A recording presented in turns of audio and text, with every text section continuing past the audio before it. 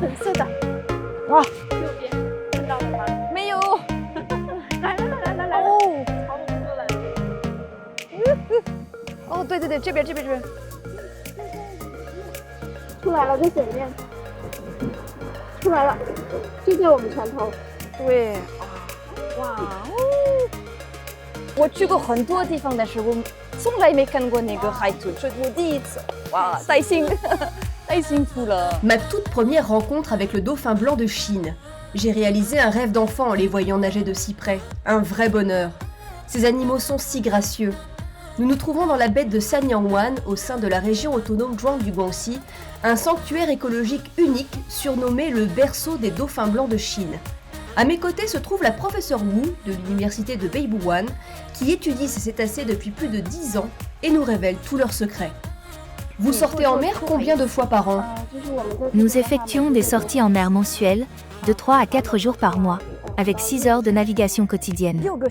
6 heures, c'est long. Oui, nous suivons un parcours prédéfini pour étudier la distribution des dauphins blancs dans cette zone. Nous enregistrons leur position, analysons les caractéristiques de leur répartition et les particularités environnementales de leur habitat. Une autre tâche importante consiste à les identifier par photographie, grâce aux particularités de leur nageoire dorsale. À ce jour, nous avons identifié 278 individus. Selon nos modèles, la population totale dans cette zone est estimée entre 350 et 450 dauphins. Y a-t-il des dauphins blancs que vous connaissez particulièrement bien? Oui, par exemple, il y a un dauphin qui adore nager autour de notre bateau à chaque sortie. Nous l'avons surnommé Delfino. Il a une particularité, une marque en forme d'éclair sous sa nageoire dorsale. Un autre, dont la nageoire ressemble à un chapeau de sorcier, s'appelle chapeau magique. Et puis il y a Petit Plateau, reconnaissable à sa nageoire endommagée. Bien sûr, pour nos recherches scientifiques, chaque individu a un numéro d'identification. Mais certains spécimens si particuliers méritent bien leur petit nom. Qu'est-ce qui attire autant les dauphins blancs ici?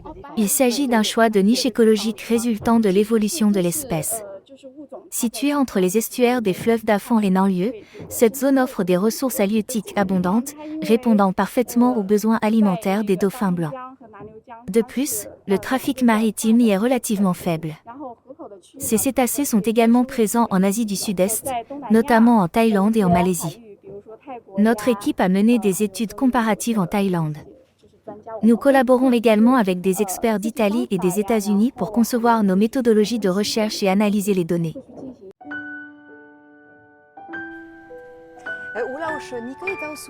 Professeur Wu, depuis quand étudiez-vous les dauphins blancs?